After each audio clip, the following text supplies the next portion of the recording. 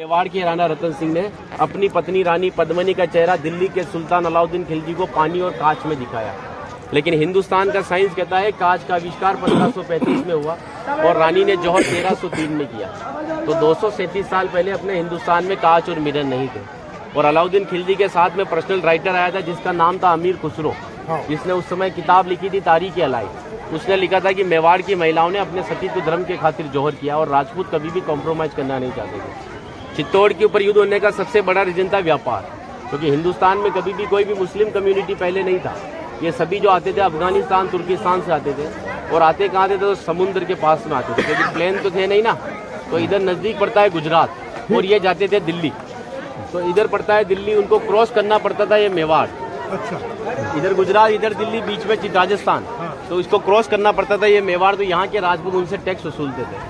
तो वो समय था 1299 का, जब अलाउद्दीन खिलजी पूरे हिंदुस्तान पर इस्लामी शासन चाहता था। गुजरात से जब दिल्ली की ओर रवाना हुआ तो यहाँ पर राणा रतन सिंह के पिता थे रावल समर सिंह। उन्होंने दिल्ली जाने से पहले उससे टैक्स लिया और टैक्स लेने के बाद में जब अलाउद्दीन दिल्ली पहुंचा तो मेवाड़ से नाराज कि मुझे दिल्ली में शासन करने के बाद में हर बार मुझे मेवाड़ को टैक्स देना पड़ेगा, इससे अच्छा है मैं मेवाड़ को जीत लूं। तो दिल्ली से वो 1.5 लाख सेना को लेकर मेवाड़ की तरफ बढ़ा, लेकिन चित्तौड़ से दिल्ली का डिस्टेंस 600 किलोमीटर है। तो उसने पहला स्टॉपेज 1301 में रणथंभौर के किले पर डाला, सवाई माधोपुर। वहाँ का राजा था हमीर देव चौहान, जिसको मित्र बनाया और उसी मित्र को रात को खाना खाते समय पीठ के पीछे छुरा घोंप कर मार दिया। उनकी पत्नी थी रंग देवी। हिंदू धर्म के अंदर रात में चिताएं नहीं जलती है, तो वहाँ की महिलाओं ने पानी में कूदकर जल जौहर कर लिया, बच्चियों ने, सभी ने। लेकिन सुबह यह हुआ कि डेड बॉडियां तैर कर ऊपर आई तो आक्रांताओं ने डेड बॉडियों को निकालकर महिलाओं की बॉडी और बच्चों के साथ में रेप करके उनके बॉडी पार्ट्स को काटकर नग्न अवस्था में रणथंभौर के किले के बाहर लटका दिए, ताकि ये संदेश चित्तौड़ पहुंच जाए और चित्तौड़ की रानी पद्मिनी किले को छोड़कर दूर चली जाए। 1303 में जब अलाउद्दीन चित्तौड़ पहुंचा तो किले के ऊपर आने के लिए उसको 7 गेट क्रॉस करना था, तो इम्पॉसिबल था। तो उसने 1.5 लाख सेना को किले के चारों तरफ फैलाया।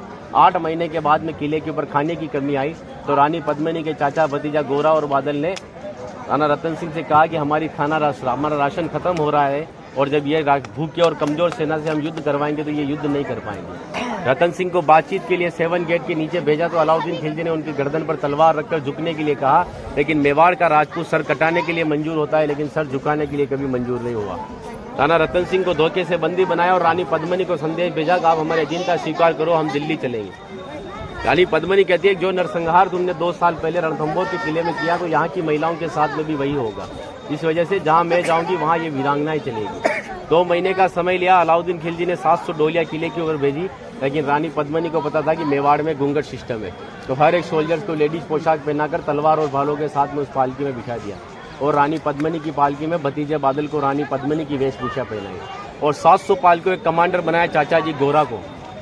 गोरा जब पालके लेकर 7 गेट के नीचे गया तो अलाउद्दीन खिलजी से कहा कि रानी पद्मिनी दिल्ली जाने के लिए तैयार है, लेकिन जाने से पहले अंतिम बार अपने पति से देखना चाहती है। जिस जगह रतन सिंह को बंदी बनाकर रखा गया, जब वो पालकी वहां गई और रतन सिंह जी ने जब घूंघट हटाया तो घूंघट के पीछे का जो चेहरा था वो भतीजे बादल का था। और बादल कहता है कि महाराज हम 20,000 है और ये 1.5 लाख है, एक राजा अगर नहीं लड़ेगा हमारे साथ में तो हमारी सेना का मनोबल कमजोर रहेगा। इसी वजह से राणा रतन सिंह को पालकी में बिठाकर किले के ऊपर भेजा। जब रतन सिंह जी किले के ऊपर आए तो किले के ऊपर आने के बाद में उनकी जय जयकार में हर हर महादेव और जय भवानी के नारों से किला गूंजने लगा। अकबर कहता है कि 8 महीने से तो किले से बच्चे की रोने की आवाज़ नहीं आई, लेकिन 700 पालकियां जब किले के नीचे आए तो किले से जय जयकार हुआ है, मतलब हमारे साथ में धोखा हुआ है। हर एक राजपूत कटने के पक्ष में था लेकिन झुकने के पक्ष में नहीं था। 20,000 राजपूत युद्ध में गया और अलाउद्दीन खिलजी की 1,25,000 सेना को मार दिया।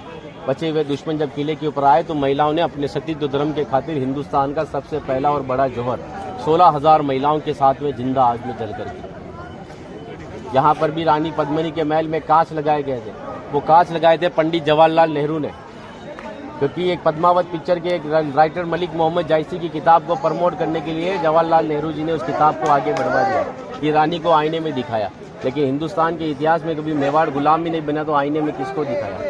और एक राजपूत अगर अपनी पत्नी का चेहरा हजारों को दिखाता फिर कहते वो राजपूत कहलाने का हकदार भी नहीं। इसीलिए 2 घंटे अपन इस किले के ऊपर घूमे तो एक लाशों के ऊपर चल रहे होते, सब जगह लाश है। इसीलिए उन महिलाओं के सम्मान के लिए कहावत कहता हूँ कि गिरा जहाँ पर खून वहाँ पत्थर पत्थर जिंदा है और जिस्म नहीं है मगर नाम का अक्षर अक्षर जिंदा है और जीवन की यह अमर कहानी अक्षर अक्षर गढ़ लेना और शौर्य कभी सो जाए तो महाराणा प्रताप और शिवाजी को पढ़ लेना।